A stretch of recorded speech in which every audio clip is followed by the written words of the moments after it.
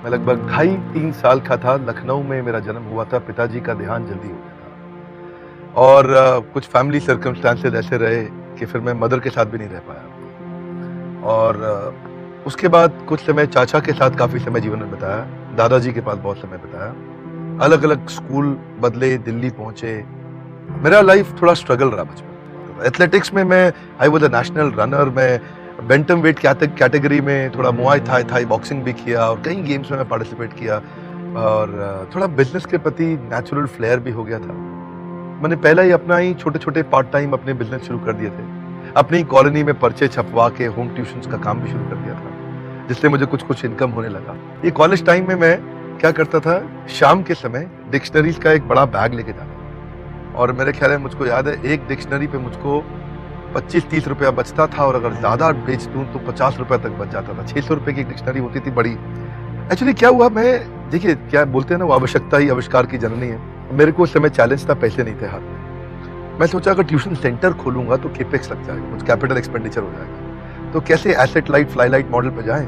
तो मैं सोचा कि ऐसा कुछ करते हैं कि होम ट्यूशन से करते हैं, ऑफिस खोलने का झंझट खत्म, एक लड़का बैठेगा, वो फोन कॉल देगा, ऐड से आएगा और वहीं से अपना टीचर जाएगा, उससे भी कमीशन मिलेगा, स्टूडेंट को पढ़ाएगा, उससे भी मिलेगा, मेरा खर्चा आराम से चल जाएगा। मैं university of east London business school में मेरा एडमिशन हो गया था। एमिटी के साथ बाद में मेरा आगे सेकंड सेक्शन था मैनेजमेंट प्रोग्राम, जब मैं एमबीए कर रहा था। तो तब उसका फीस बहुत ज्यादा था और वो मैं नहीं जुटा पाया था उस समय, और वो इच्छा मेरी बाकी रह गई। ये मैंने महसूस किया है कि मेरे उन दिनों भी आसपास मेरी कॉलोनी में, और फिर जो असली भारत है वो दिल्ली और मुंबई से काफी बाहर है। ऐसे हजारों लोगों को मैंने महसूस किया जिनको ये तकलीफ थी। वो तकलीफ मेरी बहुत बड़ी, तो मैंने एक्चुअली आगे चल के ना उसी को मिशन बनाया था। बात सही है, वो डिसअपॉइंटमेंट थोड़े दिन कंटिन्यू रही थी और वो कुछ समय काफी मेरी लाइफ का बहुत ही खराब फेज था। मैं सोचता हूँ कि मैं अगर शायद स्पोर्ट्समैन नहीं रहा होता तो मैं उतना नहीं पहुंचता, लेकिन अगला जो पढ़ावा आया वो कम लोगों को मालूम है। अच्छा, I became a monk after my education. मैंने सोचा कि अब माता पिता भी नहीं है, कोई ऐसे सगे भाई बहन भी नहीं दिख रहे हैं, कुछ और दिख नहीं रहा है आसपास। मैं सोचता हूँ कि क्यों नहीं इस जीवन को भगवान की, समाज की सेवा में लगा दूं। So 4 years I left my life and I became a monk.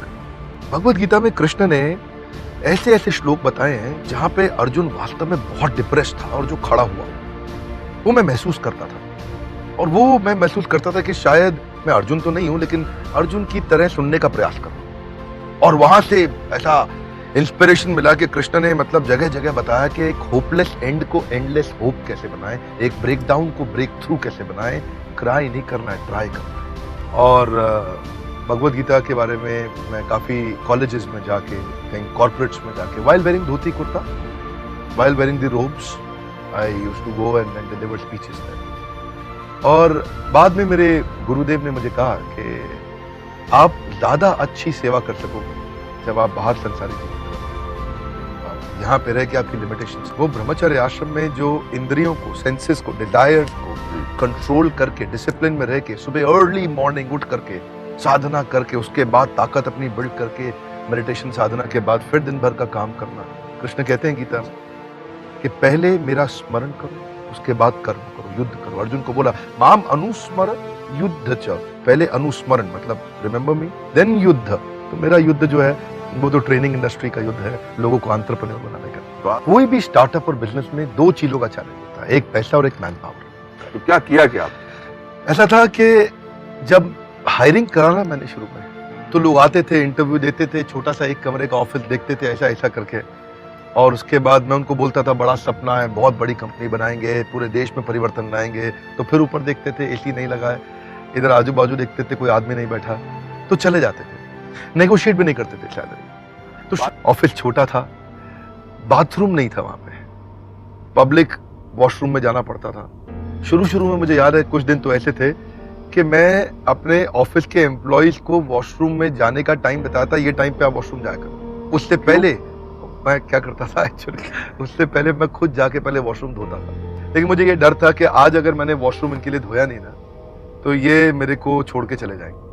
आज हम मानते हैं, मैं हमेशा बोलता हूँ कि हमारा जो कंटेंट है वो पेरिस के लिए नहीं है, पीलीभीत के लिए है, वो भागलपुर के गांव के गरीब बच्चे के लिए, बॉस्टन के लिए नहीं बना रहे हम मैनहट्टन, मैनचेस्टर, मेलबर्न के लिए नहीं बना रहे, हम मोगा के लिए बना रहे हैं। तो वो जो देश में बड़ी क्रांति लानी थी, उसके रेवोल्यूशन की जर्नी को मैं पहचान रहा था। और वो बड़ा सपना जो था ना, वो यही था कि अगर एक आम आदमी को हम अफोर्डेबल एजुकेशन दे दिया, मैनेजमेंट का इस लेवल का कंटेंट हम दे सकें, तो उसके लिए मैन पावर चाहिए था। मैं अकेला नहीं कर सकता था। मैंने एक्चुअली पैसा अपने पे खर्च नहीं करता था। मैं आज भी अपने घर में रहता हूँ, आज आप घर पे हैं हमारे, मैं कुर्ता पजामा सिंपल लाइफ में रहता हूँ।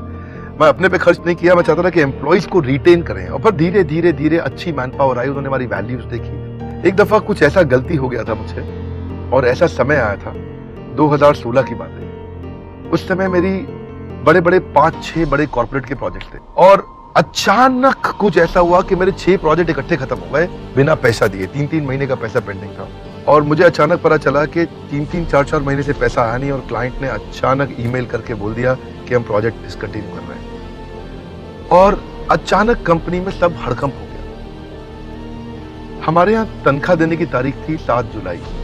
हर महीने की 7 तारीख को हम तनख्वाह देते हैं। 7 तारीख से पहले 23 जून से 30 जून तक मैंने तैयारी करके अपने मकान को बेच दिया, और लोगों को पता नहीं, आज भी मेरे एम्प्लॉइज को नहीं पता थी, बहुत लंबे समय तक उनको नहीं पता थी कि मैं 7 जुलाई की मेरी कमिटमेंट है, क्योंकि हमने अपनी लाइफ में पहले दिन ही सोच लिया था कि एम्प्लॉइज की सैलरी जिंदगी में कभी डिले नहीं होने देंगे। एक भी दिन ऐसा नहीं होगा जब मैं स्टार्टअप में पैसा नहीं होता, लेकिन कैसा भी करके इनकी सैलरी टाइम से पहुंचाएंगे, मैं नहीं दूँ। अगर कुछ भी नहीं मिलेगा मेरे को चलेगा। वही हुआ।